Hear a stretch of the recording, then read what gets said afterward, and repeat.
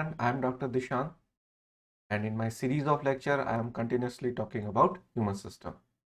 So today we will discuss about digestive system part 3. तो चलिए शुरू करते हैं। तो लास्ट लेक्चर में अपन ने जितने भी एलिमेंट्री ट्रैक के पार्ट थे, यानी माउथ टू एनस, सारे स्ट्रक्चर अपन ने देख ली थी।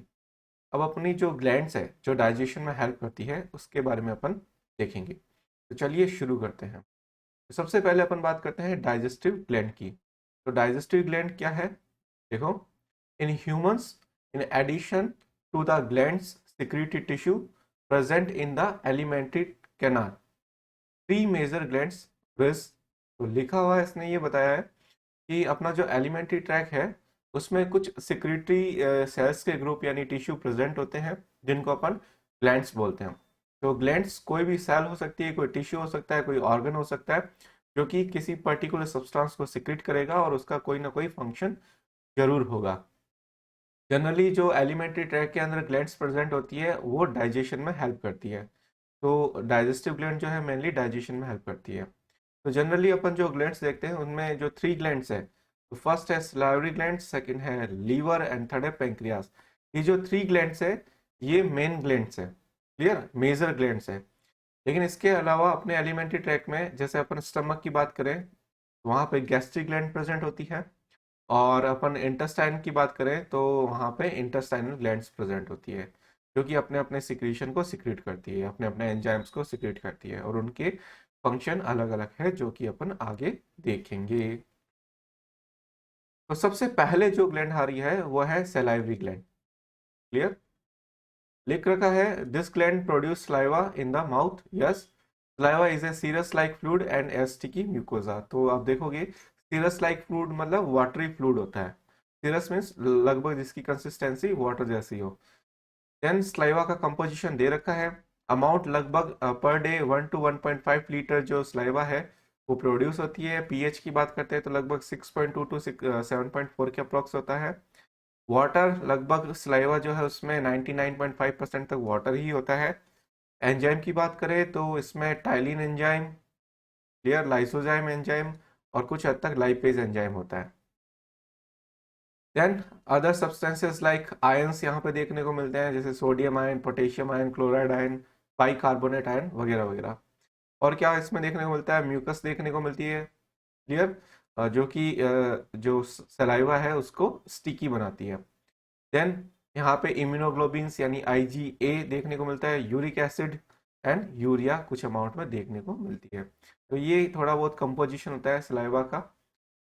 नेक्स्ट अपन देखते हैं सलाइवरी ग्लैंड्स, ठीक है।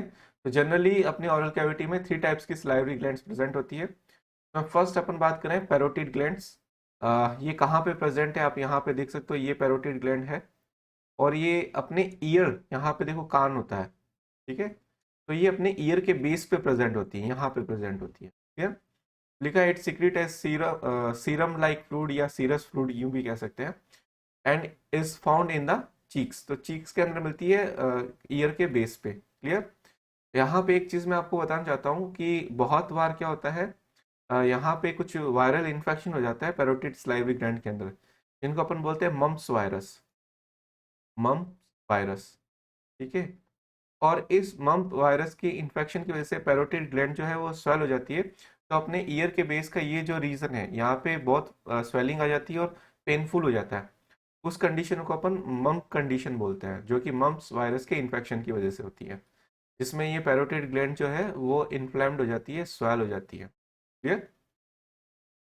नेक्स्ट अपन देखते हैं सब mandibular salivary gland. It is a mixed gland through which fluid and mucus are secreted. तो यहाँ पे फ्लूइड और म्यूकस दोनों सिक्रेट करती है ये। तो यहाँ पे आप देख सकते हो ये सब मैंडिबुलर ग्लैंड है। आपको पता होगा कि अपनी इसको सब मैंडिबुलर और सब मैक्सिलरी दोनों कह सकते हैं, सब मैक्सिलरी भी बोल सकते हैं, मैक्सिलरी ग्लैंड। तो सब मैंडिबुलर ग्लैंड या सब मैक्सिबुलर ग्लैंड दोनों बोल सकते हैं। यहाँ पे आपको पता होगा जो नीचे वाला जो होता है उसमें जो बोन होती है उसको मैंडिबुलर बोन बोलते हैं या मैंडिबल बोलते हैं, और ऊपर वाली जो जो होता है वो मैक्सिला बोन से मिलके बनता है। तो ये जो ग्लैंड होती है सलाइवरी ग्लैंड, वो पीछे की तरफ लगभग जहाँ पे मैंडिबुलर और मैक्सिलर आर्क आपस में कनेक्ट होते हैं उस साइड के एरिया में प्रेजेंट होती है। यहाँ पे आपको ये जो ग्लैंड देखने को मिल रही है, ये मैक्सिला और मैंडिबुलर के जंक्शंस के आसपास देखने को मिल रही है, इसलिए इसको अपन सब मैंडिबुलर और सब मैक्सिलर ग्लैंड के नाम से जानते हैं। ये भी सलाइवा सिक्रेट करती है। नेक्स्ट लिखा है सब लिंगुअल ग्लैंड। लिंगुअल का मतलब होता है टंग, तो सब लिंगुअल मतलब टंग के जो नीचे की तरफ हो। लिखा हुआ है this is found beneath the tongue and secrete the mucus like liquid. तो ये सारी ग्लैंड्स के सिक्रेशन आपस में मिलकर के सलाइवा प्रोड्यूस करते हैं। क्लियर। नेक्स्ट अपन देखते हैं फंक्शन ऑफ सलाइवा। तो सलाइवा के क्या क्या फंक्शन होता है। सबसे पहले लिखा है the liquid part wets the food and mucus act as a lubricant. तो जो लिक्विड पोर्शन होता है सलाइवा का, देखो सलाइवा में दो पोर्शन है, एक होता है लिक्विड पोर्शन और एक होता है स्टिकी पोर्शन, जिसको अपन म्यूकस पोर्शन बोलते हैं। ठीक है। तो लिक्विड पोर्शन तो फूड को गीला करता है, ठीक है, तो भिगो देता है एकदम, उसको चारों तरफ से वेट कर देता है। क्लियर। देन उसके बाद में म्यूकस जो है वो उसको एकदम बांधे रखता है, जो छोटे छोटे फूड पार्टिकल्स होते हैं आपस में उनको चिपकाए रखता है।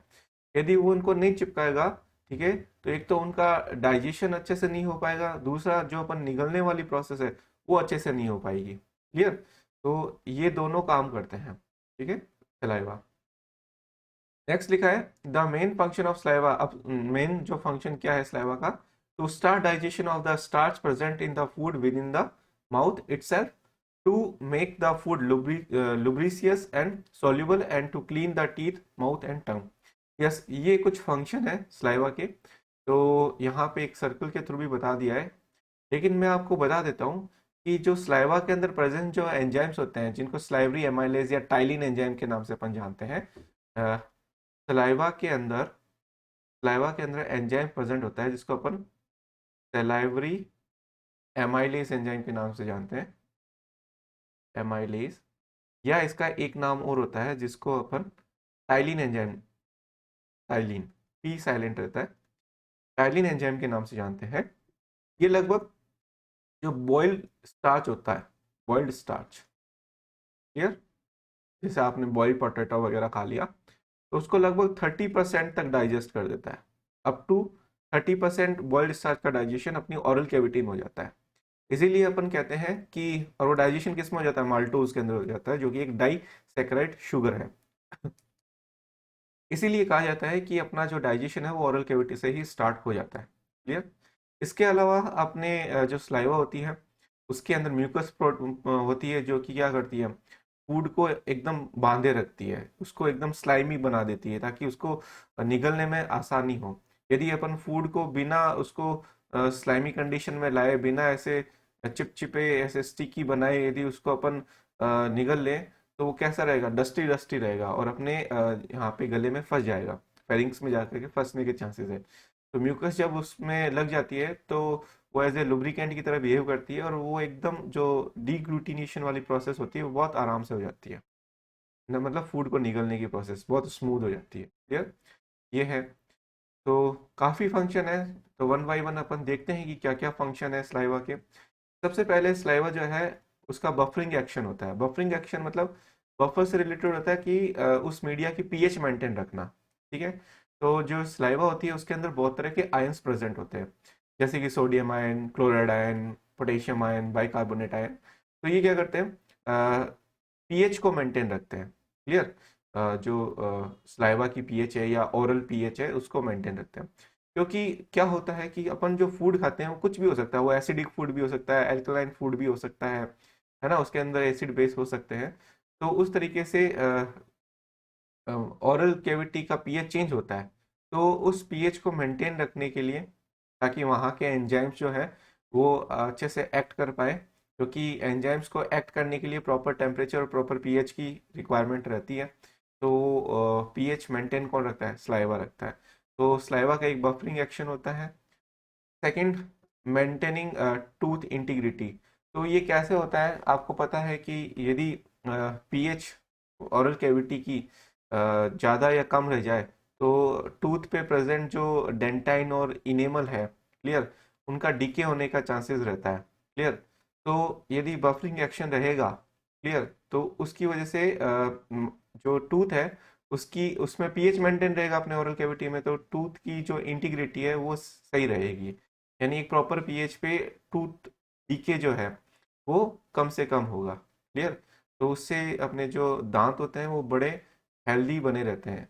इसके अलावा क्या होता है, इनेमल को प्रोटेक्ट करने का काम भी इस स्लाइवा का होता है। जो भी दांतों के बीच में कुछ पार्टिकल वगैरह फंस जाते हैं, तो वो अपन टंग की हेल्प से स्लाइवा को लेकर के वहां से उसकी कोटिंग करके अपन वहां से उस जो सब्सटेंस है जो फंसा हुआ है दांतों के बीच में उसको वहां से हटा सकते हैं। क्लियर? नेक्स्ट है थर्ड, इसकी क्या होती है, एंटी बैक्टीरियल, एंटी फंगल और एंटी वायरल प्रॉपर्टी होती है। यस, स्लाइवा के अंदर कुछ एंजाइम होते हैं जिसमें से एक एंजाइम है लाइसोजाइम एंजाइम। लाइसोजाइम, ये लाइसोजाइम जो है वो क्या है, एंटी बैक्टीरियल एंजाइम है। ये बैक्टीरिया की जो सेल वॉल है उसको डाइजेस्ट कर जाता है। क्लियर? तो लाइसोजाइम जो है वो anti fungal, anti viral, anti bacterial property भी रखता है। नेक्स्ट है टेस्ट एंड डाइजेशन। यस, जब तक जो मॉलिक्यूल्स होते हैं फूड के वो स्लाइवा के अंदर डिजोल्व होते हैं और देन एब्जॉर्ब होते हैं। क्लियर? तो टेस्ट और डाइजेशन में तो हेल्प करता ही है। और क्योंकि ये एक तरह का मीडिया प्रोवाइड कर देता है, सॉफ्टनिंग कर देता है फूड की, वहाँ पे थोड़ी बहुत तो गीला कर देता है, लुब्रिकेट बना देता है। ठीक है? देन लिखा है लुब्रिकेशन एंड प्रोटेक्शन। तो लुब्रिकेशन करता ही ये स्मूथ बना देता है, निगलने में इजी रहता है। यदि वो फूड पार्टिकल कोरस ही रहते हैं, स्लाइवा सीक्रेट नहीं होता, तो निगलने में बहुत ज़्यादा दिक्कत होती है। तो ये कुछ फंक्शंस हैं, बफरिंग एक्शन हो गया, मेंटेनिंग टूथ इंटीग्रिटी हो गया, एंटी बैक्टीरियल प्रॉपर्टी हो गया, टेस्ट और डाइजेशन में तो हेल्प करता ही है, और लुब्रिकेशन और में भी हेल्प करता है। तो ये कुछ स्लाइवा की प्रॉपर्टीज हो जाती है। तो स्लाइवरी ग्लैंड अपनी कंप्लीट होती है। नेक्स्ट अपन देखने को मिलता है वो है था पेंक्रियास। तो पेंक्रियास सेकंड ग्लैंड है जो अपने डाइजेस्टिव ट्रैक की या डाइजेस्टिव सिस्टम की मेन ग्लैंड्स के अंदर आती है। लिखा है इट इज ए कंपाउंड और मिक्स और हेट्रोक्राइन ग्लैंड। ये बहुत इंपॉर्टेंट है, ठीक है ना। अपनी बॉडी के अंदर पेंक्रियाज हुआ, गॉनेट्स हुए जिसमें से ओवरी और टेस्टिस, ये कुछ स्ट्रक्चर ऐसी होती है जो कि हेट्रोक्राइन इन नेचर होती है। हेट्रोक्राइन नेचर का मतलब ये होता है कि उसमें दोनों तरह की प्रॉपर्टी होती है, एक्सोक्राइन और एंडोक्राइन, दोनों तरह की ग्लैंड्स की प्रॉपर्टी होती है। क्लियर? आपको पता होगा जो एक्सोक्राइन ग्लैंड होती है वो कुछ सब्सटेंस सिक्रेट करती है जो कि डक्ट के थ्रू एक जगह से दूसरी जगह पे ले जाए जाते हैं। और एंडोक्राइन ऐसी ग्लैंड होती है जो अपने सिक्रीशन को सीधा ब्लड के अंदर डाल देती है, वो डक्टलेस ग्लैंड होती है, और ब्लड के थ्रू वो एक डायरेक्शन यानी एक साइड से दूसरे साइड पे वो पहुंच जाते हैं। हेट्रोक्राइन उन दोनों का मिक्सअप होती है, मतलब उसमें कुछ सब्सटेंस तो ब्लड के थ्रू फ्लो होते हैं, मतलब एंडोक्राइन नेचर के, और कुछ सब्सटेंस के लिए डक्ट सिस्टम प्रेजेंट होता है। क्लियर? तो पेंक्रियास भी क्या है, एक हेट्रोक्राइन ग्लैंड है, यानी उसके अंदर एंडोक्राइन के सब्सटेंस जिसको अपन हॉर्मोन्स बोलते हैं, एंडोक्राइन ग्लैंड के जो सिक्रीशन होते हैं उनको अपन हॉर्मोन्स बोलते हैं। तो उसमें मेन जो हार्मोन है वो है इंसुलिन और ग्लूकागॉन। तो जो पैंक्रियास है उसका जो एंडोक्राइन नेचर होता है उसके थ्रू जो हार्मोन रिलीज करते हैं उसमें से दो मोस्ट इंपॉर्टेंट हार्मोन होते हैं जो कि ग्लूकोज मेटाबॉलिज्म को कंट्रोल करते हैं या शुगर मेटाबॉलिज्म को कंट्रोल करते हैं। उनको बोलते हैं इंसुलिन एंड ग्लूकागॉन। इनकी मैकेनिज्म भी अपन देखेंगे कि कैसे क्या होता है। और नेक्स्ट जो एक्सोक्राइन पोर्शन होता है वो एंजाइम सिक्रेट करता है, और वो एंजाइमेटिक जूस जो होता है उसको अपन नाम देते हैं पेंक्रियाटिक जूस। पेंक्रियास से जो एंजाइमेटिक जूस रिलीज होता है जिसमें वेरियस टाइप के एंजाइम्स होते हैं जो कि फैट, कार्बोहाइड्रेट और प्रोटीन के डाइजेशन में हेल्प करते हैं, उनको मिला करके अपन क्या बोलते हैं, पैंक्रियाटिक जूस। क्लियर? तो आपसे कोई पूछे पैंक्रियास हेट्रोक्राइन ग्लैंड क्यों है तो भी बता सकते हो, और उसके सब्सटेंस कौन कौन से होते हैं तो वो भी बता सकते हो कि कौन से हार्मोन होते हैं और कौन से एंजाइम्स होते हैं। एंजाइम्स को अपन डिटेल में नेक्स्ट टर्म पे देखेंगे। नेक्स्ट लिखा है this gland is surrounded by liver, small intestine यानी ड्यूडेनम और स्प्लीन। तो आप यहाँ पे देखोगे तो ऊपर की साइड में यहाँ पे स्टमक देखने को मिलता है, इस एरिया के अंदर स्टमक होता है, ठीक है। और स्टमक के साइड में यहाँ पे स्प्लीन लगी रहती है, और यहाँ पे स्टमक से जो पार्ट निकलता है ठीक है, उसको अपन क्या बोलते हैं, ड्यूडेनम, जो कि स्मॉल इंटेस्टाइन का पार्ट है, अपन ने पहले भी देखा है। तो ये जो येलो कलर की आपको ग्लैंड दिखाई दे रही है, इसके दो पार्ट, थ्री पार्ट है।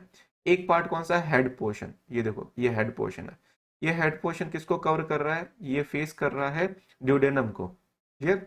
और ये ओवरऑल जो है इसका मेन पार्ट वो है बॉडी, और लास्ट में जो टर्मिनल पार्ट आपको देखने मिल रहा है वो टेल है। तो ये टेल पोर्शन जो है वो आगे चल करके ये स्टमक और स्प्लीन को फेस करता है, इसलिए इसके आसपास के स्ट्रक्चर हो जाते हैं stomach, spleen and duodenum, clear.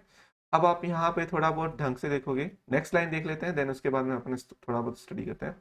ठीक है, it is 12 to 15 centimetre long और अबाउट 2.5 सेंटीमीटर वाइड स्ट्रक्चर। तो डायमेंशन दे रखी है कि 12 to 15 सेंटीमीटर लॉन्ग होती है, ये इसकी लेंथ हो गई, और देन विड्थ भी इसकी दे रखी है लगभग 2.5 सेंटीमीटर के अप्रोक्स, ठीक है। और ये लगभग 12 to 15 सेंटीमीटर के अप्रोक्स इसकी लेंथ देखने को मिलती है। अब अपन यहाँ पे देखें तो आप थोड़ा सा ढंग से देखोगे तो यहाँ पे आपको कुछ नेटवर्क देखने को मिलेगा डक्ट का, उसको अपन ने नाम दिया पैंक्रियाटिक डक्ट्स। तो जो ये पैंक्रियास की बॉडी है, मतलब पूरा पैंक्रियास है, उसके अंदर कुछ डक्ट्स प्रेजेंट होती है, इसमें देखो डक्ट्स में ब्रांचिंग भी है। इन डक्ट्स को अपन क्या बोलते हैं, पैंक्रियाटिक डक्ट्स बोलते हैं, क्लियर। और ये जो बॉडी है ना, इसके जो ग्राउंड सब्सटेंसेज है, मतलब इसका इन डक्ट्स के अलावा इसका जो पेरेन्काइमा है उसके अंदर कुछ सेल्स के ग्रुप प्रेजेंट होते हैं जगह जगह पे, इस तरीके से, ठीक है, इस तरीके से। और वो सेल्स के जो ग्रुप होते हैं उनमें जो सेल्स इन्वॉल्व होती है उनसे हार्मोन रिलीज होते हैं, तो वो सेल्स एंडोक्राइन इन नेचर होती है। तो उन उन सेल के ग्रुप को अपन बोलते हैं आइसोलेट्स ऑफ लैंगरहैंस, क्लियर। तो वो आइसोलेट्स ऑफ लैंगरहैंस जो है वो पेंक्रियास का एंडोक्राइन पोर्शन होता है। तो लगभग आप ऐसे से समझ सकते हो, इस तरीके से सेल्स का ग्रुप होता है, तो उनको अपन आइसोलेट्स ऑफ लैंगरहैंस बोलते हैं, जो कि आगे आ जाएगा, क्लियर।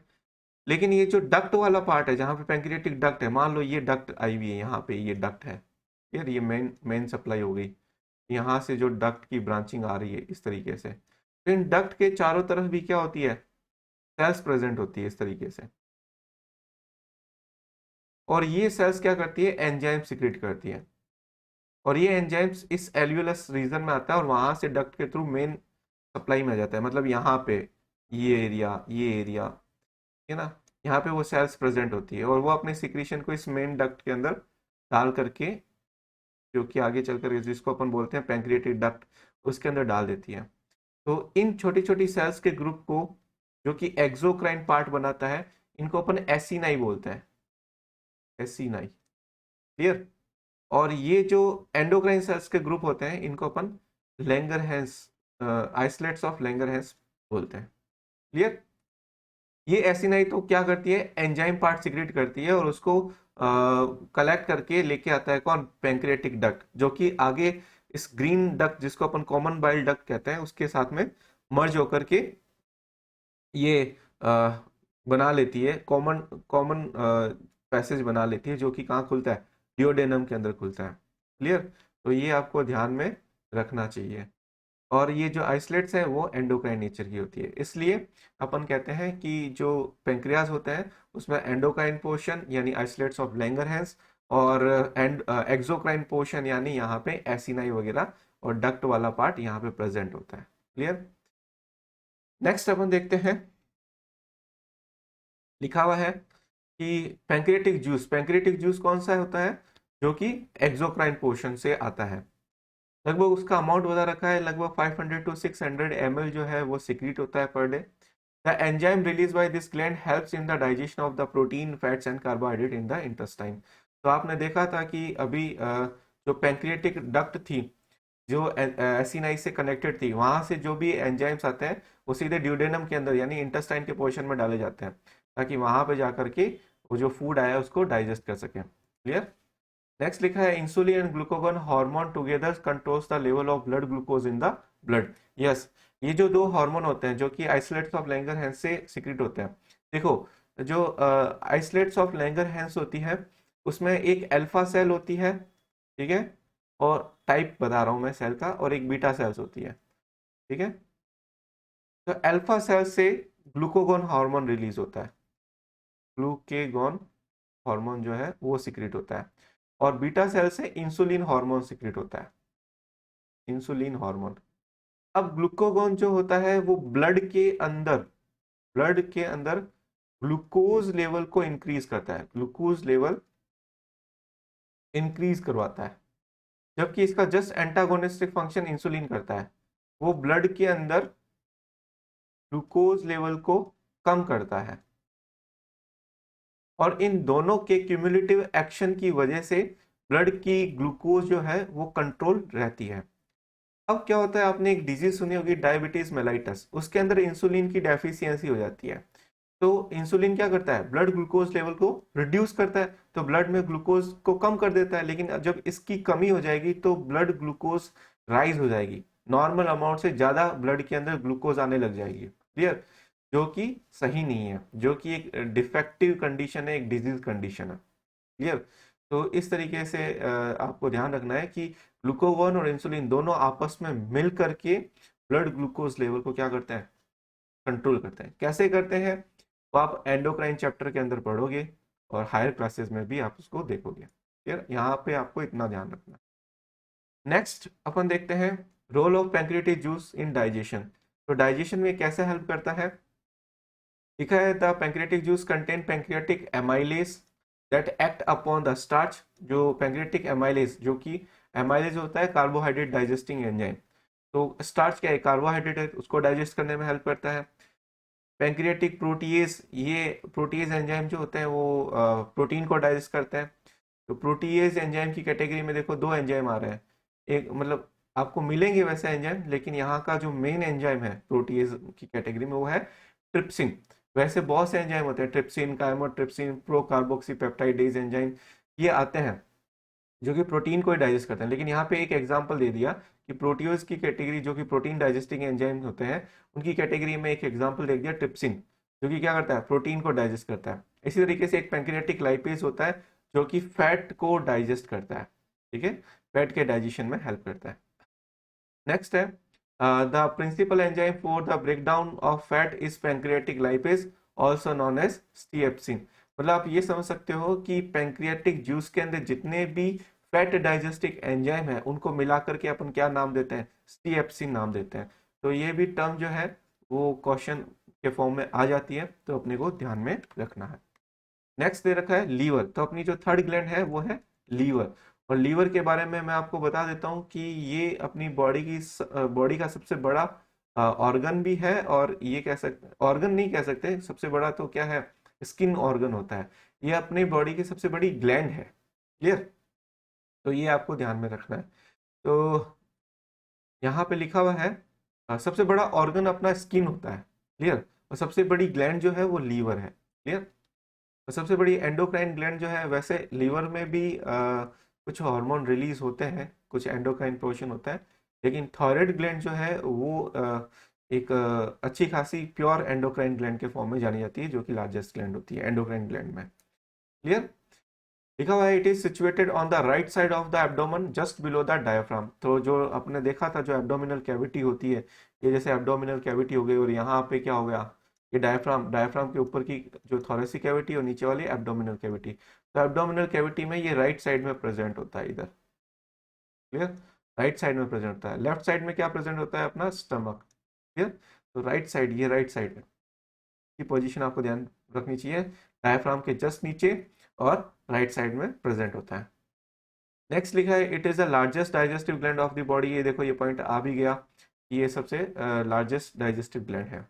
वेट दे रखा है लगभग 1.5 टू 1.8 केजी मेल के अंदर, और 1.2 टू 1.4 केजी इन फीमेल के अंदर ये ऑर्गन मिलता है। फीमेल का बॉडी वेट इसीलिए कम होता है क्योंकि वहाँ पे बोन डेंसिटी और बोन का वेट, हैवी बोन और जिसको अपन बोलते हैं, वो नहीं होती, और ऑर्गन जो है उनका वेट भी क्या होता है, मेल के कंपैरिजन में कम होता है। क्लियर? अब यहाँ पे आप देखो, ये देखो लीवर है, और इसके आपको जनरली टू लोब्स देखने को मिल रहा है, एक राइट लोब है और एक लेफ्ट लोब है। ये दो लोब है, लेफ्ट कंपेरेटिवली स्मॉल है, राइट बड़ा है। दोनों लोब्स आपस में एक लिगामेंट की हेल्प से कनेक्टेड रहते हैं, जो कि यहाँ पे ग्रे कलर का दिखाई दे रहा है, इसको फैल्सीफॉर्म लिगामेंट बोलते हैं। लीवर के चारों तरफ एक मेम्ब्रेन यानी कनेक्टिव टिश्यू की कवरिंग रहती है, जो कि लीवर को कवर किए हुए रहती है और प्रोटेक्शन का काम करती है। उसको अपन ग्लीसन्स कैप्सूल बोलते हैं, जो कि आगे आएगा।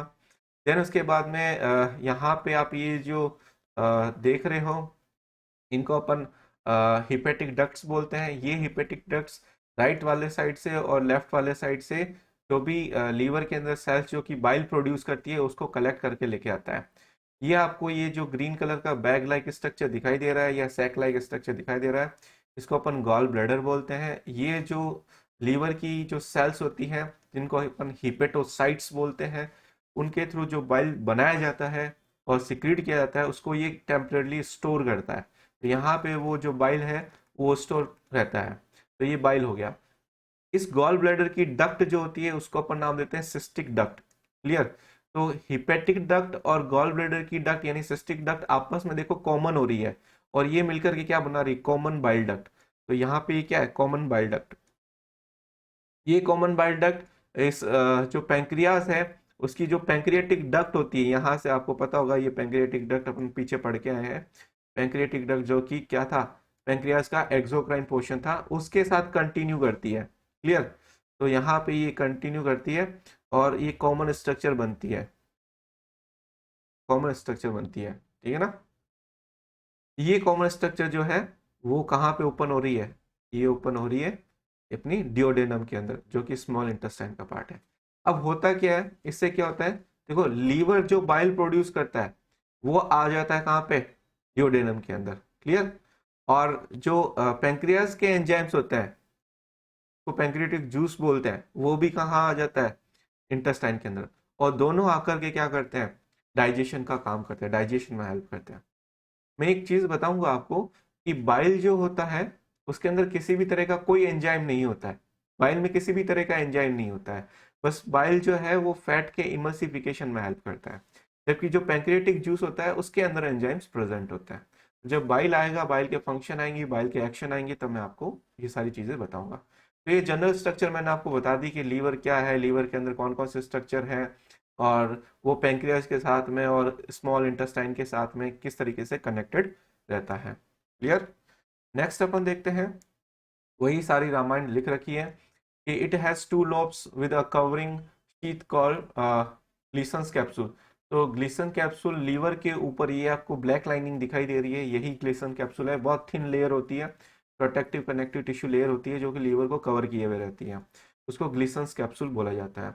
नेक्स्ट लिखा है, the liver is a bilobed structure consisting of a large right lobes and a smaller left lobe. तो आप देख सकते हो ये लेफ्ट लोब है और ये राइट वाला, ये वाला पोर्शन हमेशा राइट रहता है डायग्राम में, और ये वाला लेफ्ट रहता है। क्लियर? यानी डायग्राम का लेफ्ट साइड आपके राइट साइड को रिप्रेजेंट करता है और आपका लेफ्ट साइड डायग्राम के राइट साइड को रिप्रेजेंट करता है। तो अपना लेफ्ट और राइट जो है वो डायग्राम के राइट और लेफ्ट के बराबर होता है। तो ये बता दिया है। फिर लिखा हुआ भी है कि द फैल्सीफॉर्म लिगामेंट, ये जो आप लिगामेंट देख रहे हो ना, ये वाला बीच में ग्रे कलर का, जो दोनों लोब्स को आपस में क्या कर रहा है? कनेक्ट कर रहा है, उसको अपन क्या बोलते हैं? फैल्सीफॉर्म लिगामेंट। ये दोनों लोब्स को ये लिगामेंट आपस में क्या कर रहा है? कनेक्ट कर रहा है। क्लियर? अब ये बहुत इंपॉर्टेंट है, ये डायग्राम भी बहुत इंपॉर्टेंट है। The liver is made up of about 1 lakh small hexagonal structural and functional unit called the hepatic और liver lobules। ये आपको ध्यान में रखना है। देखो, मैंने आपको बताया था कि लंग जो होता है उसकी स्ट्रक्चर और फंक्शन यूनिट जो है वो एल्वियोलाई होती है, क्योंकि एल्वियोलाई ही उसका स्ट्रक्चर बनाता है, और जो मेन फंक्शन होता है लंग का वो एल्वियोलाई की वजह से होता है। इस तरीके से जब आपने किडनी पढ़ी थी तो वहां बताया था कि नेफ्रॉन जो है वो किडनी की स्ट्रक्चर बनाता है, और मेन जो फंक्शन है किडनी का वो नेफ्रॉन के थ्रू कंट्रोल होता है। इसी तरीके से जो लीवर होता है, लीवर के जो एक्चुअल फंक्शन है उसमें जो उसकी स्ट्रक्चर और फंक्शन यूनिट के रूप में वर्क करता है, वो उसका हिपेटिक लोब्यूल बोलो चाहे लीवर लोब्यूल्स बोलो, वही होता है। मेन काफी फंक्शन है, लगभग 200 से ज्यादा लीवर के फंक्शन रहते हैं। लेकिन इसमें जो अपने डाइजेशन में हेल्प करता है वो क्या हो जाता है? बाइल सिक्रीशन या बाइल सिंथेसिस। ठीक है ना? तो बाइल का सिंथेसिस और बाइल का सिक्रीशन, ये लीवर के थ्रू होता है। और लीवर में जो सेल्स होती है, लीवर की सेल्स जिनको अपन हिपेटोसाइट्स बोलते हैं, वो एक अरेंजमेंट में रहती है। और वो अरेंजमेंट जो है वो एक लोब्यूल के फॉर्म में होता है, उसको अपन क्या बोलते हैं, हिपेटिक लोब्यूल। तो यहाँ पे ये जो डायग्राम आपको देखने को मिल रहा है, ये डायग्राम, ये हिपेटिक लोब्यूल का ही डायग्राम है। तो इसके अंदर क्या स्ट्रक्चर है, तो सबसे पहले देखो ये पॉलीगोनल स्ट्रक्चर है, ठीक है ना। जनरली यहाँ पे आपको ये हेक्सागोनल देखने को मिल रहा है। तो ये पॉलीगोनल स्ट्रक्चर होती है। और इसके जो एजेस हैं, ठीक है ना, वहां पे आप देखो थ्री टाइप की स्ट्रक्चर प्रेजेंट है। ट्रायड, जिसको अपन क्या बोलते हैं, पोर्टल ट्रायड, यानी थ्री टाइप के स्ट्रक्चर है। तो यहाँ पे जो पर्पल कलर के स्ट्रक्चर है, ये देखो यहाँ पे, इस पर्पल कलर के स्ट्रक्चर को अपन क्या बोलते हैं, पोर्टल वेन। क्या बोलते हैं, पोर्टल वेन। देन उसके बाद में जो रेड कलर की स्ट्रक्चर आपको देखने को मिल रही है, ये वाली, इसको अपन बोलते हैं हिपेटिक आर्टरी। क्या बोलते हैं, हिपेटिक आर्टरी। और जो आपको ग्रीन कलर की स्ट्रक्चर आपको देखने को मिल रही है, इसको अपन बोलते हैं बाइल डक्ट। क्या बोलते हैं, बाइल डक्ट। अब इन तीनों के फंक्शन देखो कि क्या होता है। ये तीनों यानी बाइल डक्ट, पोर्टल वेन और हिपेटिक आर्टरी, ये तीनों मिलकर के क्या फंक्शन करते हैं, इनके क्या क्या फंक्शन है, और ये तीनों मिलकर के ये पोर्टल ट्रायड बनाते हैं। तो इनके क्या क्या फंक्शन है देखो। बाइल डक्ट क्या करेगी, देखो इस ये जो पॉलीगोनल स्ट्रक्चर है, इसके अंदर ये जो आपको कोड लाइक स्ट्रक्चर्स दिखाई दे रही है, ये वाली, ये जो स्ट्रक्चर्स है, मैं पेन चेंज करता हूं। ये जो आपको कोड लाइक स्ट्रक्चर दिखाई दे रही है, ये वाली, है ना, ये हिपेटिक सेल्स की कोड्स हैं। क्लियर। और ये हिपेटिक सेल जो है वो यहाँ पे बाइल प्रोड्यूस करती है। जो बाइल प्रोड्यूस होता है वो इस ग्रीन कलर के स्ट्रक्चर में डाल दिया जाता है, और यही जो ग्रीन कलर की स्ट्रक्चर होती है वो बाइल डक्ट के अंदर ओपन होती है। क्लियर। तो यूं कह सकता हूं कि बाइल डक्ट क्या करता है, लीवर की जो सेल्स होती है हिपेटोसाइट्स, वो जो बाइल प्रोड्यूस करती है उसको कलेक्ट करने का काम कौन करता है, बाइल डक्ट करता है। क्लियर। इसी तरीके से जो हिपेटिक आर्टरी है वो लीवर को फ्रेश ब्लड यानी ऑक्सीजनेटेड ब्लड प्रोवाइड करता है। क्लियर। जो पोर्टल वेन है वो वेन है एक तरह की। क्लियर। तो पोर्टल वेन का क्या फंक्शन होता है, पोर्टल वेन वैसे पोर्टल होता क्या, पोर्टल वेन क्या होता है, पोर्टल वेन होता है कि दो ऑर्गन को आपस में कनेक्ट करने वाले स्ट्रक्चर। तो यहाँ पे ये जो लीवर की पोर्टल वेन होती है वो इंटेस्टाइन और जो लीवर है, ये लीवर हो गया, ये लीवर हो गया मान लो, ठीक है, ये लीवर है और ये स्मॉल इंटेस्टाइन पार्ट हो गया, इनको आपस में कनेक्ट करने वाली स्ट्रक्चर, ये देखो,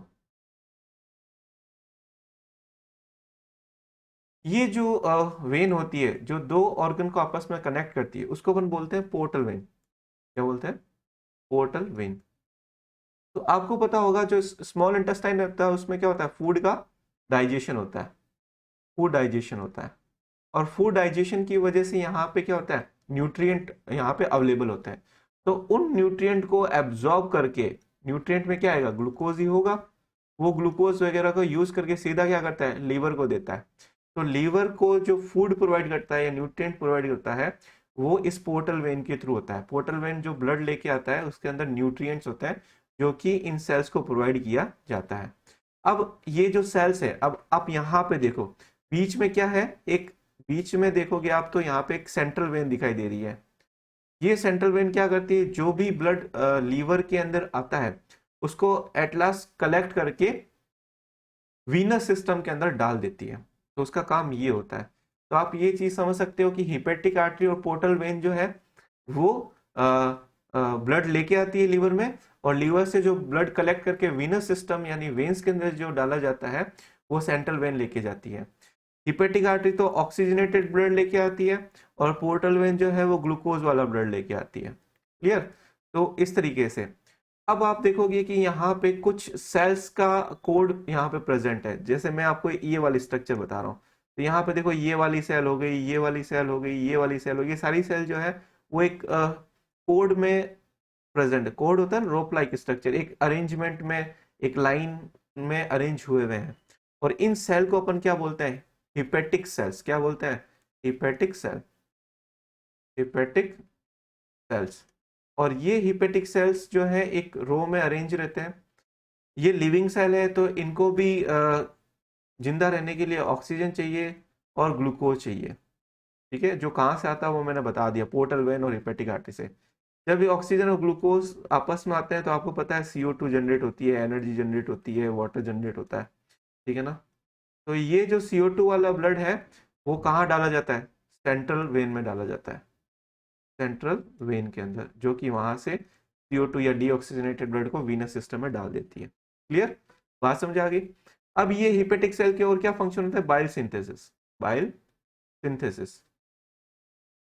तो ये बाइल सिंथेसिस करके, और ये जो ग्रीन कलर की डक्ट है ना, इसके अंदर डाल देती है। और ये डक्ट किस में ओपन होती है? बाइल डक्ट के अंदर। तो जो भी इन सेल्स के थ्रू बाइल सिक्रीट किया जाता है और बनाया जाता है, बना करके सिक्रीट किया जाता है, वो एट लास्ट किस में पहुंच जाता है? बाइल डक्ट में पहुंच जाता है। और ये बाइल डक्ट आगे किस में ओपन होती है? हिपेटिक डक्ट के अंदर। और हिपेटिक डक्ट आगे किस में ओपन होता है? सिस्टिक डक्ट में, सिस्टिक। और सिस्टिक डक्ट किस में ओपन होती है? आपको पता होगा, गॉल ब्लैडर में, गॉल ब्लैडर के अंदर। तो गॉल ब्लैडर एक सैक लाइक स्ट्रक्चर होती है। तो जब एक्सेस यूं कह सकते हैं जो बाइल बनता है, तो उसको स्टोर करने का काम करता है। ठीक है, तो गॉल ब्लैडर एक बैग लाइक स्ट्रक्चर है। तो हिपेटिक सेल के थ्रू जो बाइल बनाया गया है, जितना फूड डाइजेशन हो रहा होता है, जितना बाइल यूज आना होता है आ जाता है। और जो एक्सेस बाइल बनता है उसको आप यूं कह सकते हो कि गॉल ब्लैडर स्टोर करके रखता है। अब जो स्टोर करेगा तो वो जो बाइल है वो टाइम के साथ में कंसंट्रेट भी होता रहेगा। इसलिए गॉल ब्लैडर का function storage and concentration of bile, ये उसका फंक्शन रहता है। क्लियर। तो ये हिपेटिक लोब्यूल आपका कंप्लीट होता है। इसकी बता रखा है कि ये लगभग 1.5 mm डायमेंशन का होता है। तो ये पूरा हिपेटिक लोब्यूल हो गया। नेक्स्ट अपन देखते हैं गॉल ब्लैडर। तो गॉल ब्लैडर के बारे में लिखा है, a yellowish green small sac situated on the inferior surface of the right lobes of liver is called the gall bladder. तो आप यहाँ पे देख सकते हो, ये गॉल ब्लैडर जो है वो लीवर जो राइट साइड वाला पोर्शन है उसके नीचे वाले बॉर्डर की तरफ प्रेजेंट है। ठीक है ना। लीवर अंदर से थोड़ा खोखला होता है, होलो ऑर्गन होता है, वहां पे ये प्रेजेंट रहता है। क्लियर। इसकी डायमेंशन वगैरह दे रखी है कि लगभग ये 3 सेंटीमीटर ब्रॉड होता है। ठीक है, और इसके अंदर कैपेसिटी रहती है लगभग 30 to 50 ml, जो बाइल है वो इसको स्टोर कर सकता है। इसका फंक्शन क्या है? Stores and concentrates the bile. तो बाइल को स्टोर करता है, यानी आपको मैंने बताया ना यहाँ पे हिपेटिक लोब्यूल्स होते हैं, और ये हिपेटिक लोब्यूल्स बाइल बनाते हैं। यहाँ पे जो हिपेटिक सेल्स होती है वो फिर हिपेटिक डक्ट्स, बाइल डक्ट्स के थ्रू हिपेटिक डक्ट्स जो है उसको कलेक्ट करती है। लास्ट में वो सिस्टिक डक्ट से कंटिन्यू करता है, और देन उसके बाद बाइल यहाँ पे क्या हो जाता है? डिपॉजिट हो जाता है, मतलब यहाँ स्टोर हो जाता है। और जब जरूरत होती है तो यहाँ से निकल करके कॉमन बाइल डक्ट से आकर के और कहाँ चला जाता है? स्मॉल इंटेस्टाइन में चला जाता है। क्लियर, डाइजेशन के टाइम में। नेक्स्ट लिखा है, it releases the bile juice into the duodenum via common bile duct upon the arrival of fatty food in the small intestine. मैं आपको बताऊंगा कि जो बाइल होता है उस बाइल के अंदर किसी भी तरह का एंजाइम नहीं होता। ठीक है, तो ये डायरेक्ट डाइजेशन में हेल्प नहीं करता। लेकिन ये क्या करता है? फूड, जो अपन फैटी फूड खाते हैं, फैट जो होता है उस पे जो एंजाइम वर्क करता है वो लाइपेज एंजाइम करता है, लाइपेज एंजाइम वर्क करता है।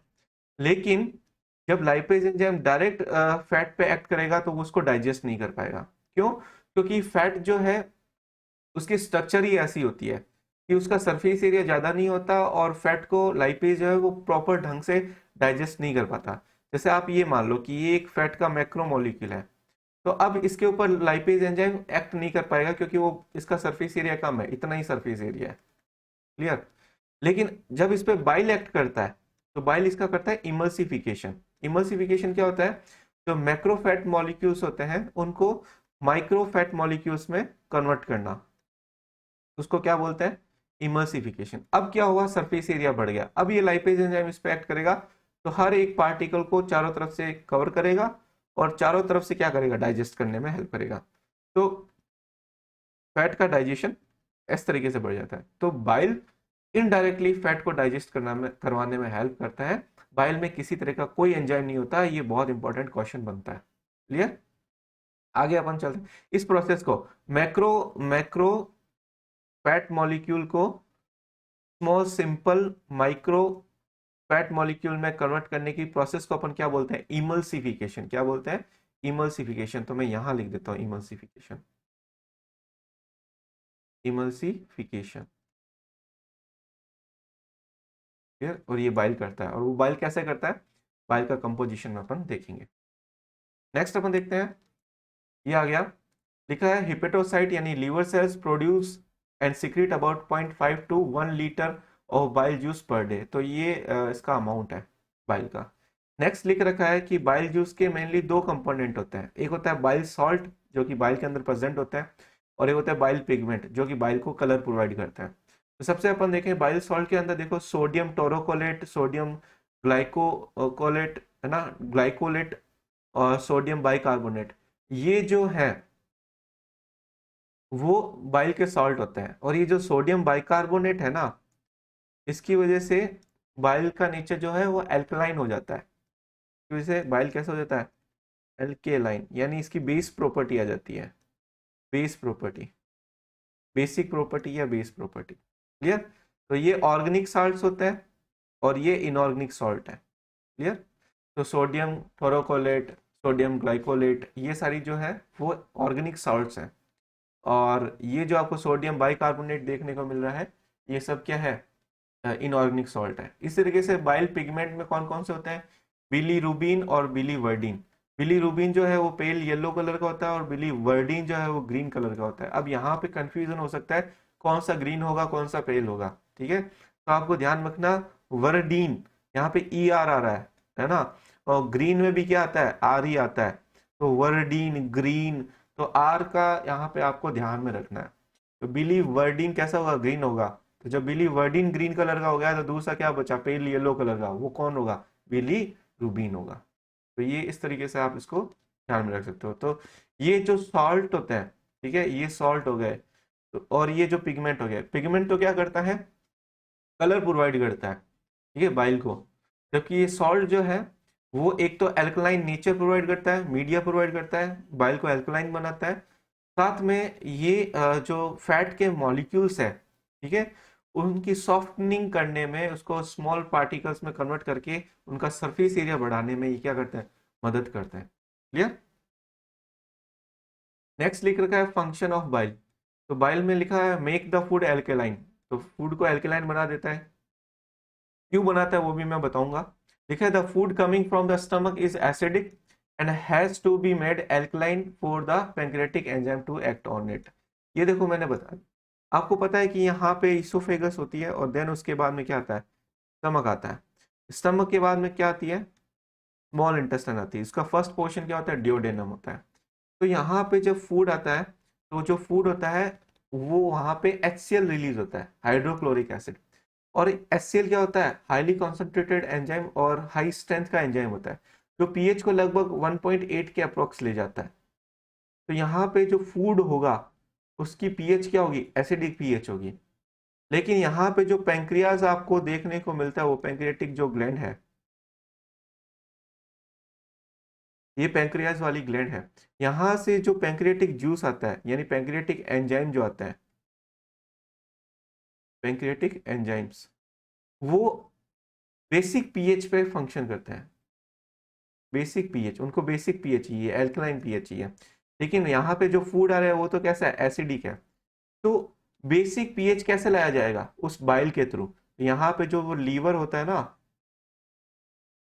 इस लीवर से जो बाइल सिक्रेट होता है, वो बाइल आता है कहाँ पे, इस तरीके से इस डिओडेनम के अंदर। और डिओडेनम में आकर के जो फूड जो कि एसिडिक था, उसको एल्कलाइन नेचर में कन्वर्ट करता है। और यहाँ का मीडिया कैसा करता है, एल्कलाइन करता है। तो यहाँ का मीडिया कैसा होता है, एल्केलाइन। तो एल्केलाइन होने की वजह से पैंक्रियाटिक एंजाइम्स क्या होते हैं, एक्टिव होते हैं। तो ये चीज़ आपको ध्यान में रखना है। तो एक तो फंक्शन हो गया फूड को एल्कलाइन करना, ताकि पैंक्रियाटिक एंजाइम एक्टिव एक्टिव होकर के इफेक्टिवली उसको क्या कर सके, डाइजेस्ट कर सके। नेक्स्ट दे रखा है कि bile salt accomplishes this as these content sodium bicarbonate that makes the medium alkaline. तो वही मैंने बताया कि ये जो बाइल के अंदर बेसिक कैरेक्टर जो आते हैं वो किसकी वजह से आते हैं, सोडियम बाइकार्बोनेट की वजह से आते हैं, जो कि क्या है, इनऑर्गेनिक साल्ट है। सोडियम बाइकार्बोनेट NaHCO3, ठीक है, इसको बोलते हैं सोडियम बाइकार्बोनेट। तो पहला फंक्शन हो गया make the food alkaline. Next है इमल्सिफिकेशन। मैं आपको बता चुका, जो मैक्रोफैट मॉलिक्यूल्स होते हैं उन पे एंजाइम अच्छे से एक्ट नहीं कर पाते क्योंकि उनका सरफेस एरिया बहुत कम होता है। उनको अपन क्या करते हैं, छोटे छोटे फैट मॉलिक्यूल्स में डिवाइड कर देते हैं, जिसकी वजह से इन माइक्रोमोलिक्यूल्स माइक्रोफैट ग्लोब्यूल्स का सरफेस एरिया बढ़ जाता है और इफेक्टिवली इन पे एंजाइम एक्ट करके इनको डाइजेस्ट कर देते हैं। क्लियर? इसी प्रोसेस को अपन क्या बोलते हैं, इमल्सिफिकेशन। तो ये चीज आपको ध्यान में रखना है। तो लिखा हुआ है fat are present in the intestine in the form of large globule which make it difficult for enzyme to act on them. तो एंजाइम उस पर अच्छे से वर्क नहीं कर पाते हैं। लिखा हुआ है the bile salt break down these large fat globules into small globules thereby increasing the surface area exposed for enzyme action। तो जैसे ही सरफेस एरिया इंक्रीज होगा तो वहां पे एंजाइम का एक्शन भी ज्यादा होगा और डाइजेशन भी बहुत अच्छे से होगा। This process of breakdown of fat into small droplet is known as emulsification of fat. तो इमल्सिफिकेशन को आप एक शॉर्ट टर्म में बोले तो सॉफ्टनिंग ऑफ फैट भी बोल सकते हैं। सॉफ्टन या softening of fat. Softening of fat जो है उसको अपन क्या बोलते हैं, इमल्सिफिकेशन ऑफ फैट। क्लियर? यहाँ पे देखो सॉफ्ट कर दिया ताकि यहाँ पे एंजाइम अच्छे से वर्क कर पाए। तो ये बाइल के दो फंक्शन है। इन दोनों में आपने जब बाइल का कंपोजिशन देखा तो वहां पे किसी भी तरह का कोई एंजाइम नहीं था, सिर्फ पिगमेंट्स थे और सॉल्ट थे। नेक्स्ट लिखा है bile salts help in digestion of fat. Fat के डाइजेशन में हेल्प करते हैं। Bile pigments are waste product resulting from the destruction of old RBC। जब ओल्ड आरबीसी का डिस्ट्रक्शन होता है जिसके अंदर हीमोग्लोबिन होता है, तो हीमोग्लोबिन पोर्शन जो होता है उनके हीम पोर्शन, क्योंकि वो एक पिगमेंटेड पोर्शन होता है तो उससे तो ये बाइल के पिगमेंट्स बन जाते हैं, बिलीरुबिन और बिलीवर्डिन, ठीक है, जो कि येलो और ग्रीन कलर के होते हैं। और जो ग्लोबिन पोर्शन होते हैं उनसे वो आगे चल करके रिसाइकिल हो जाते हैं और देन उसके बाद में सॉल्ट्स वगैरह ऐड हो जाते हैं बाइल के अंदर। तो आपको ये ध्यान रखना चाहिए कि जो ओल्ड आरबीसी होती है जब उसमें जो हीमोग्लोबिन होता है उसका डिग्रेडेशन होता है तो वो रिसाइकिल होकर के बाइल फॉर्मेशन में हेल्प करता है। All RBC in the liver and the ultimately eliminated with the fecal material and urine। तो आपने देखा होगा यूरिन का कलर जो है वो पेल येलो कलर का होता है, वो भी बाइल पिगमेंट्स की वजह से होता है। और वहां पे जो बाइल पिगमेंट्स होते हैं वो रिड्यूस होकर के एक एक सब्सटेंस में कन्वर्ट हो जाते हैं जिसको बोलते हैं यूरोक्रोम। ये आपको ध्यान में रखना है। तो यूरिन का कलर किसके थ्रू आता है, यूरोक्रोम के थ्रू आता है। क्लियर? यूरोक्रोम। और यूरोक्रोम क्या है, एक पिगमेंट है जो कि ये जो बाइल पिगमेंट होता है उनके मेटाबॉलिज्म से ही बनता है। इसी तरीके से जो फीसिस होती है उसका कलर जो होता है वो बाइल पिगमेंट्स की वजह से ही आता है। बाइल पिगमेंट्स, और वो बाइल पिगमेंट्स कौन कौन से होते हैं, स्टेरिकोबिलिन वगैरह उनके नाम होते हैं, स्टेरिकोबिलिन, स्टेरिकोबिलिन। तो इस तरीके से उनके नाम होते हैं जो कि फिकल मटेरियल को कलर प्रोवाइड करते हैं। क्लियर? नेक्स्ट देखो जॉन्डिस के बारे में बताया है, तो मैं पहले आपको बता देता हूं कि जॉन्डिस होता क्या है। आप यहाँ पे समझ सकते हो कि जैसे ये एक लीवर है। क्लियर? और लीवर के अंदर यहाँ पे क्या है, गॉल ब्लैडर है। ये गॉल ब्लैडर है, तो ये गॉल ब्लैडर की सिस्टिक डक्ट हो गई। क्लियर? और यहां से वो हिपेटिक डक्ट हो गई। क्लियर? ये हिपेटिक डक्ट हो गई, राइट साइड और लेफ्ट साइड की दोनों की। ये मिलकर के क्या बनाते हैं, कॉमन बाइल डक्ट बनाते हैं। क्लियर? और ये कॉमन बाइल डक्ट आगे चल करके पेंक्रियास के साथ कंटिन्यू कर जाती है। आपको पता है कि यहाँ पे ये हिपेटिक डक्ट और ये गॉल ब्लैडर की जो डक्ट है वो तो ठीक है, इसके अलावा लीवर में क्या होती है, ब्लड सप्लाई भी होती है। तो मैं यहाँ पे ब्लड सप्लाई बता देता हूँ। तो लीवर के अंदर क्या होता है, ब्लड सप्लाई भी रहता है। यहाँ पे देखो ये मैं ब्लड सप्लाई कर रहा हूँ एक बार जस्ट समझाने के लिए, क्या है ब्लड सप्लाई है, ये ब्लड सप्लाई है। अब आप एक चीज समझो, जैसे मैंने ये ले लिया, अब इसके अंदर क्या है, लीवर के अंदर, लीवर जो है, लीवर की सेल जो है वो हिपेटिक डक्ट्स के अंदर बाइल को डाल रही है और ये सिस्टिक डक्ट से गॉल ब्लैडर के अंदर बाइल इकट्ठा हो रहा है। क्लियर। अब किसी रीजन से मान लो ये जो बाइल का ट्रैक है, बिलियरी सिस्टम है, उसके अंदर मान लो ब्लॉकिंग हो गई, मान लो यहाँ ब्लॉकिंग हो गई, या सिस्टिक डक्ट में ब्लॉकिंग हो गई, या गॉल ब्लैडर में ब्लॉकिंग हो गई, कहीं पे भी कैल्कुलाई फॉर्मेशन है, किसी भी तरीके से ब्लॉकेज हो गया, बिलियरी सिस्टम के अंदर ब्लॉकेज हो गया। यहाँ पे देखो मैं लिख देता हूँ, ब्लॉकेज इन बिलियरी सिस्टम। बिलियरी सिस्टम वो सारा सिस्टम जिसके अंदर बाइल बनता है, स्टोर होता है और ट्रांसपोर्ट होता है, वो सारा सिस्टम बिलियरी सिस्टम होता है। तो वहां पे ब्लॉकेज होने पे क्या होता है, एक टाइम तक तो वो बाइल वहां पे इकट्ठा होगा, लेकिन जब उसकी कैपेसिटी हद से ज्यादा हो जाएगी, तो वो बाइल क्या होगा, स्पिल ओवर होने लग जाएगा, यानी बाहर निकलने लग जाएगा, उन डक्ट्स और से क्या हो जाएगा, बाहर निकलने लग जाएगा, और निकल करके कहाँ चला जाएगा, हिपेटिक आर्टरी के ब्लड में जाना शुरू कर देगा, हिपेटिक आर्टरी के ब्लड सर्कुलेशन में जाना शुरू कर देगा। यानी बाइल जो है वो स्पिल ओवर होकर के ब्लड सर्कुलेशन में आने लग जाएगा और आरबीसी के ऊपर डिपॉजिट होने लग जाएगा, और वो आरबीसी जहां जहां जाएगी वहां पे वो पिगमेंट्स डिपॉजिट करती जाएगी। तो अपने बॉडी की वो जैसे सरफेसेस है, जैसे अपनी आई हो गई, अपनी स्किन हो गई, ठीक है ना, अपनी जितने भी एक्सपोजिंग म्यूकस मेम्ब्रेन्स होती है वहां पे वो ब्लड सप्लाई होती है, तो वो आरबीसी जाती है जिन पे ये बाइल के जो पिगमेंट्स है वो डिपॉजिट रहते हैं, जिसकी वजह से बॉडी कैसी हो जाती है, पेल येलो कलर की हो जाती है। बॉडी की जितनी भी विजिबल म्यूकस मेम्ब्रेन है, जैसे आई की मेम्ब्रेन है, या ओरल कैविटी की है, या नेल है, या स्किन है, वो येलो पड़ने लग जाता है, और उसी को अपन क्या बोलते हैं, जॉन्डिस बोलते हैं। तो आप यहाँ से आराम से देख सकते हो कि the excretion of bile pigments by the liver is blocked. वो ब्लॉक्ड क्या, लीवर का या बिलियरी सिस्टम ब्लॉक हो जाए किसी भी रीजन से, चाहे पथरी बन जाए, चाहे कोई पैथोजेनिक कंडीशन हो जाए, किसी भी वजह से, the pigments can accumulate in the blood and a yellow staining of the tissue occur. This condition is known as jaundice. तो इसको अपन क्या बोलते हैं, जॉन्डिस। तो अब मुझे एक बात बताओ, जो अपनी यहाँ पे इंटेस्टाइन थी, ठीक है ना, जिसको अपन ने क्या बोला, डिओडेनम, ये देखो ये इंटेस्टाइन थी, डिओडेनम, और यहाँ से ही क्या आ रहा था, कॉमन बाइल डक्ट आ रही थी, ठीक है। तो अब यहाँ से बाइल नहीं आ पाएगा, यहाँ पे बाइल नहीं आ पाएगा, तो बाइल यहाँ पे भी नहीं पहुंच पाएगा, और बाइल यहाँ पे नहीं पहुंच पाएगा तो जो फूड डाइजेस्ट होगा, ठीक है ना, वो उसमें जो अनडाइजेस्टेड पार्ट रह जाएगा उसको वो कलर भी प्रोवाइड नहीं कर पाएगा, यानी फिकल मटेरियल में कलर प्रोवाइड नहीं होगा। जो फिकल मटेरियल जॉन्डिस कंडीशन में होता है वो क्या होता है, वो नॉर्मल कलर लिए हुए नहीं होता, वो ग्रेइश कलर का होता है। समझ गए आप। तो ये एक होता है कि जो जब जिसको जॉन्डिस होता है उसका फिकल मटेरियल नॉर्मल कलर नहीं रहता है, मतलब वो येलोइश ब्राउनिश वो कलर नहीं आता, कैसा कलर आता है, ग्रे कलर आता है। क्यों आता है, क्योंकि वहां पे जो फूड होता है उसमें बाइल मिक्स नहीं हो पाता, जबकि अपनी स्किन और जितनी भी विजिबल म्यूकस मेम्ब्रेन है वो येलो हो जाती है। क्यों हो जाती है, क्योंकि ब्लड सर्कुलेशन में वो बाइल के पिगमेंट से वो डिपॉजिट होना शुरू हो जाते हैं। तो ये होता है जॉन्डिस। नेक्स्ट अपन देखते हैं फंक्शन ऑफ लीवर। तो लीवर के फंक्शन के क्या क्या है वो देखो। Liver is responsible for the secretion of bile juice. Next लिखा है ये बाइल जूस बनाता है, ये तो इसका मेन फंक्शन है, आपको पता ही है। नेक्स्ट लिखा है synthesis of vitamin A. Vitamin A का फॉर्मेशन कहाँ होता है, लीवर के अंदर होता है।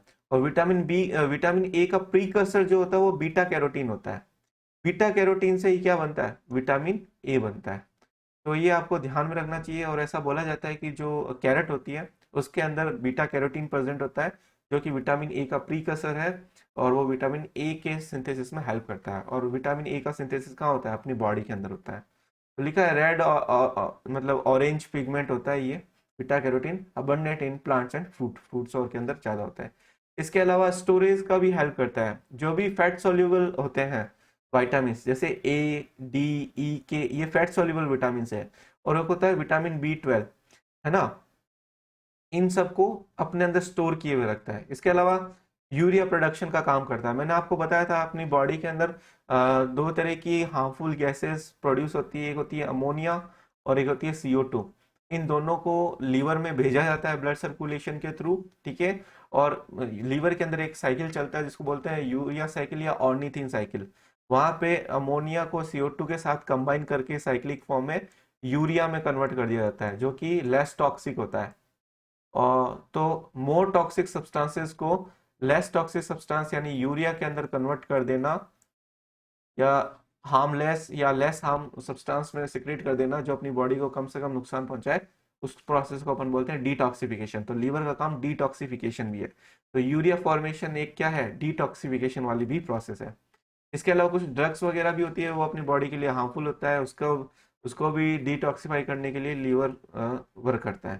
तो लिखा हुआ है detoxification excess drug toxins and other harmful chemicals are change into harmless forms by the liver cells. लिखा हुआ है प्रोडक्शन ऑफ हिपेरिन। हिपेरिन जो है एक ब्लड एंटीकोगुलेंट है, और एक फिब्रिनोजन जो है, जो कि एक ब्लड क्लॉटिंग प्रोटीन होती है, ब्लड ब्लड को क्लॉट करने में हेल्प करती है, उसकी इनएक्टिव फॉर्म है ये, ठीक है, फिब्रिनोजन, वो प्रोड्यूस करता है। देन उसके बाद में synthesis of red blood corpuscles in the embryo. Embryo के अंदर जो रेड ब्लड कॉर्पुसेस है उन सबको ये क्या करता है, बनाता है, आरबीसी सिंथेसिस में वर्क करता है, यानी एक तरह का हीमोपोएटिक ऑर्गन हो गया, हीमोपोएटिक ऑर्गन। तो ये अपनी मेजर 3 टाइप की ग्लैंड हो गई, salivary gland, pancreas and liver. तो आज के लिए इतना ही, बाकी अपन देखेंगे नेक्स्ट टाइम। Thank you.